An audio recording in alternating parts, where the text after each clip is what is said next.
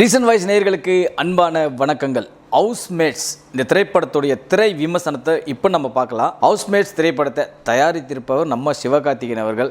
இந்த படத்துக்கு கதை, திரைக்கதை, வசனம், இயக்கம் இதெல்லாம் பண்ணவர் ராஜவேல். இந்த படத்துக்கு இசை ராஜேஷ் முருகேசன், எடிட்டிங் நிஷார் ஷரஃப். சரி, இந்த படத்தோட கதை என்னங்க? மிடில் கிளாஸில் வாழ்கிற நம்ம படத்தோடைய ஹீரோ தர்ஷன் ஒரு சொந்தமாக ஒரு வீடு வாங்கணும்னு ஆசைப்பட்றாரு. அந்த வீடை வாங்கும்போதே வாங்கிறதுக்கு முன்னாடி கீ வாங்கும்போதே ஒரு பிரச்சனையாகுது. கீயை சரியாக பிடிக்க முடியாமல் கீழே ஊந்துருது. அதுக்கப்புறம் அந்த வீட்டுக்குள்ளே குடும்பம் போகிறாரு. அந்த வீட்டுக்குள்ளே என்னென்ன நடக்குது, அந்த வீட்டுக்குள்ளே போனது பிறகு அவருக்கு அந்த வீட்டில் இருந்து என்னென்ன விஷயங்கள்லாம் நடக்குதுன்ற ஒரு விஷயத்தை ரொமான்டிக் காமெடியாகவும் ஒரு முழுநீள ஒரு படமாக கலவையான ஒரு கதைக்களத்தோடு கொண்டிருக்கக்கூடிய திரைப்படம் தான் இந்த ஹவுஸ்மேட்ஸ். இவர் வீட்டில் ஒரு விஷயங்கள் நடக்குது. அதே மாதிரி பார்த்தீங்கன்னா இன்னொரு நம்ம நம்பரை அந்த வீட்டு நம்பர் சொல்லக்கூடாது. ஏன்னா அந்த படத்துலேயே சஸ்பென்ஸான விஷயமே அந்த வீட்டோட நம்பர் தான்.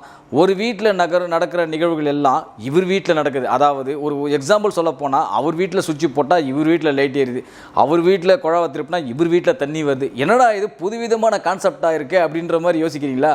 உண்மையிலேயே சொல்கிறேன் சார், இது ஒரு புதுவிதமான ஒரு கான்செப்ட் தான். நம்ம ஹாரர் த்ரில்லரில் பலவிதமான ஹாரர் த்ரில்லர் படங்கள் நம்ம பார்த்துருப்போம். நீங்கள் நினச்சிருப்பாருங்க, டிவியில் பேய், யாவரும் நலம், ஒரு பங்களாவை சொந்தம் கொண்டாடினா அவங்க எல்லாம் செத்துருவாங்க, யாம் இருக்க பயமே, அந்த மாதிரி சீரியஸ் படங்களும் நம்ம பார்த்துருக்கோம். அதே மாதிரி சீரியஸான பேய் படங்களும் நம்ம பார்த்துருக்கோம். ஒரு அரண்மனையாக இருக்கட்டும், ஒரு காஞ்சனாவாக இருக்கட்டும், ஒரு மாயாவாக இருக்கட்டும், ஏன் அந்த காலத்தில் மைடியர் லிஷாலேருந்து பார்த்துருக்கோம். பல சீரியஸான பேய் கதைகள் இருக்குது, பல காமெடியான பேய் கதைகள் இருக்குது, பல த்ரில்லரான பேய் படங்களும் இருக்குது. இது எந்த மாதிரி பேய் கதையில் சேர்த்துக்குதுன்னு நமக்கே புரியலைங்க. ஏன் சொல்கிறேன்னு கேட்குறீங்களா? ஏன்னா இது எல்லாத்தையுமே மிக்ஸ் பண்ணி ஒரு சூப்பரான ஒரு ஸ்க்ரீன் பிளேயோட டைரக்டர் இயக்கியிருக்காரு அப்படின்னே சொல்லலாம். ஏன்னா வித்தியாசமான ஒரு திரைக்கதையை இந்த படத்தில் கையாண்டிருக்கார் ராஜவேல் அவர்கள் அப்படின்றத மட்டும் சூப்பராகவே சொல்லலாம். ஏன் இந்த விஷயத்தை நான் சொல்ல முற்படுறேன்னு தெரியுங்களா? ஏன்னா நம்ம பலவிதமான ஹாரர் த்ரில்லர் படங்கள் நம்ம பார்த்துருக்கோம். ஏன்னா உங்களுக்கு தெரியாத விஷயமே கிடையாது. வழக்கமாக ஒரு பேய், அது ஏற்கனவே ஒரு வில்லன் குரூப் பழி வாங்கியிருப்பாங்க. அதை பழி வாங்குறதுக்காக திரும்பவும் அது பேயாக உருவெடுத்து அதை அவங்கள பழி வாங்குவோம். இதுதான் நம்ம வழக்கமாக ஒரு பேய் கதையில் இருக்கிற ஒரு பேசிக்கான கதையே இதுதான். உங்கள் எல்லாருக்குமே தெரியும், இதுதான் பேசிக்காக இருக்கும். ஆனால் இந்த படத்தில் என்னென்னு பார்த்தீங்கன்னா வித்தியாசமான ஒரு திரைக்கதையை கையாண்டிருக்காங்க. என்னென்னா ஏதோ ஒரு வீட்டில் நடக்கிறது இவங்க வீட்லேயே ஆன் ஆகுது. அதாவது அங்கே ஆன் பண்ணால் இங்கே ஆன் ஆகுது, இங்கே ஆன் பண்ணால் அந்த வீட்டில் ஆன் ஆகுது. ரெண்டு வீட்டுக்கு என்னடா சம்மந்தம்? இந்த வீட்டில் இருந்து அவங்க எப்படி தப்பிச்சாங்களா, இல்லை அந்த வீட்லேயே அந்த விஷயம்லாம் சால்வ் பண்ணி வாழ்ந்தாங்களா அப்படின்றது தான். ஃபஸ்ட் ஆஃப் முழுக்க பார்த்தீங்கன்னா கலகலன்னு ஒரு எப்படி சொல்கிறது, ஒரு ஜாலியாக ரொமான்டிக்கோட காமெடியோட நகர்ந்துகிட்டே இருக்குது. செகண்ட் ஹாஃப் பார்த்தீங்கன்னா அப்படியே கொஞ்சம் சீரியஸாக மாறுது.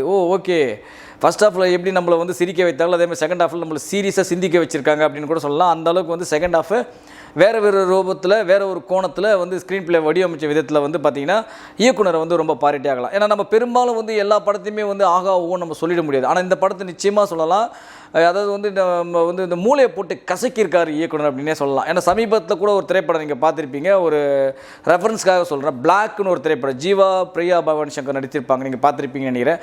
அந்த திரைப்படம் கூட பார்த்தீங்கன்னா கிட்டத்தட்ட ஒரே ஒரு வித்தியாசம் போனோம்னா ரெண்டு வீட்டில் நடக்கிற கதை மாதிரி, அதுவும் இதே மாதிரி தான் இதுவும் ரெண்டு வீட்டில் நடக்கிற கதையை தவிர அதுவும் இதுவும் ஒரே படம் ஆகிடாது. பட் இது டோட்டலாகவே வேறு. ஏன்னா அந்த படத்தில் பார்த்தீங்கன்னா ஜீவா பிரியா பவானி சங்கர் அந்த வீட்டில் என்ன பண்ணுறாங்களோ அது முன்னாடி இவர் அதே விஷயத்தை இங்கே பேசியிருப்பார். இவர் என்ன பண்ணுறாரோ அதே விஷயம் அதுக்கு அடுத்தது அங்கே பேசியிருப்பாங்க. அந்த மாதிரி ஒரு நிகழ்வு எடுத்திருப்பாங்கல்ல. பட் அது வேறு கோணம், இது வேறு கோணம். அதே மாதிரி ஒரு டிஃப்ரெண்ட்டான ஒரு ஸ்க்ரீன் பிளேவன்னு சொல்கிறேன் நான். அந்த படமே இந்த படம் சொல்ல வரல.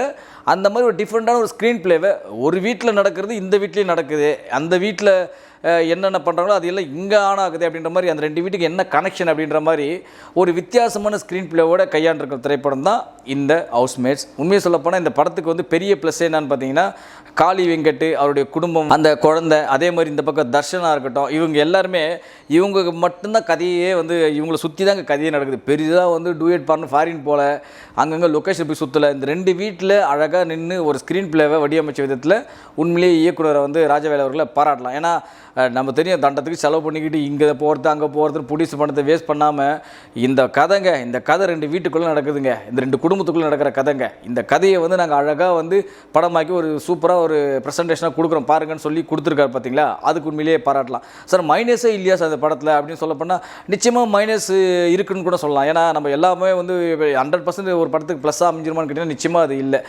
மைனஸ்ன்னு சொல்லலாம். ஏன்னா சில பேருக்கு இது படம் புரியாதோ அப்படின்ற மாதிரியும் யோசிக்க வைக்கும். அது எல்லாராலையும் சொல்ல முடியாது.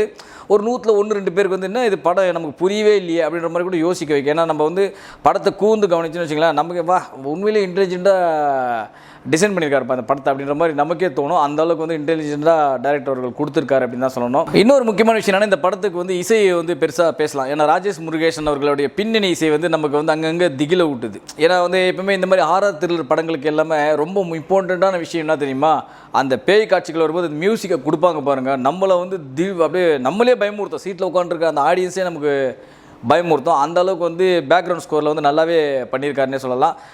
கதை கச்சிதமாக இந்த படத்துக்கு தேவையான நீளத்தை ரொம்பலாம் இழுத்து சும்மா கொலவளவு இழுக்காமல் கரெக்டாக கட் பண்ணி இந்த படத்தை வந்து ப்ரெசன்டேஷனாக கொடுத்த விதத்தில் எடிட்டரை கண்டிப்பாக பாராட்டலாம். ஏன்னா இந்த மாதிரி திரைப்படங்கள்லாம் வந்து ஆடியன்ஸை வந்து இந்த சீட்டேஜ் த்ரில்லர்னு சொல்லுவாங்க, பார்த்துருக்கீங்களே, அந்த மாதிரி சீட்டை விட்டு நம்மளுக்கு நகர கூட கூடாது, என்ன ஆக போகுது அடுத்தது அப்படின்ற மாதிரி அதுக்கு எல்லாமே மூல காரணம் யாருன்னு பார்த்தீங்கன்னா அந்த படத்தோட எடிட்டர் தான். ஒரு படத்தோட எடிட்டர் தான் நம்மளை உட்கார வைக்கிறதுக்கு அந்த படத்தை வந்து சுவாரஸ்யமாக கொடுக்கறதுல கையாளக்கூடிய திறமை உள்ளவர்கள் அவர் தான். அந்த படத்தை என்ன தான் படம் ஃபுட்டேஜ் முடிஞ்சால் கூட அந்த படத்தை கரெக்டாக ஆடியன்ஸை பார்க்க வைக்கிற அளவுக்கு கையாளக்கூடிய திறமை வந்து அவர்கிட்ட தான் இருக்குது. அது எங்கே கட் பண்ணணும், எங்கே போகணும், எந்த சீனை எங்கே தூக்கணும் சொல்லணும், இந்த மாதிரி விஷயத்தெல்லாம் கையாளக்கூடிய யாருன்னா இந்த படத்தோடைய எடிட்டர் தான். அந்த வகையில் இந்த படத்துக்கு எடிட்டிங் அற்புதமாகவே அமைஞ்சிருக்கு அப்படின்னே சொல்லலாம். நிச்சயமாக சொல்லப்போனால் ஹவுஸ் மேட்ஸ், உண்மையிலேயே சொல்லப்போனால் பவர் ஹவுஸ் மேட்ஸ் அப்படின்னே சொல்லலாம். அந்த அளவுக்கு வந்து பவர்ஃபுல்லான ஒரு ஸ்க்ரீன் பிளேவும் நீட்டான ஒரு கதையையும் அழகான நடிகர்களுடைய பங்களிப்பாலும் இந்த படம் பார்க்க அழகாக இருக்குன்னே சொல்லலாம். நிச்சயமாக நீங்கள் போய்ட்டு தியேட்டரில் பாருங்கள். இந்த வீக்கெண்ட் வந்து உங்களுக்கு வந்து நிச்சயமாக படம் பார்க்கணும், டைம் பாஸ் பண்ணணும் அப்படின்னு நினச்சிங்கன்னா தாராளமாக ஹவுஸ் மேட்ஸ் படத்துக்கு போங்க. நிஜமாக குடும்பத்தோடு போய் பார்த்தீங்கன்னா இன்னும் உங்கள் வீட்டு குழந்தைங்களாம் நல்லா என்ஜாய் பண்ணுவாங்க இந்த படத்தை. அதுக்குண்டான அனைத்து அம்சங்களும் இந்த படத்தில் வச்சுருக்காங்க அப்படின்னே சொல்லலாம். மொத்தத்தில் ஹவுஸ் மேட்ஸ் ரியல் மேட்ஸ். மீண்டும் சந்திப்போம். நன்றி, வணக்கம். இது போல பல வீடியோக்களை கண்டு மகிழ எங்களது ரீசன்ட் வாய்ஸ் சேனலை மறக்காம சப்ஸ்கிரைப் பண்ணுங்க.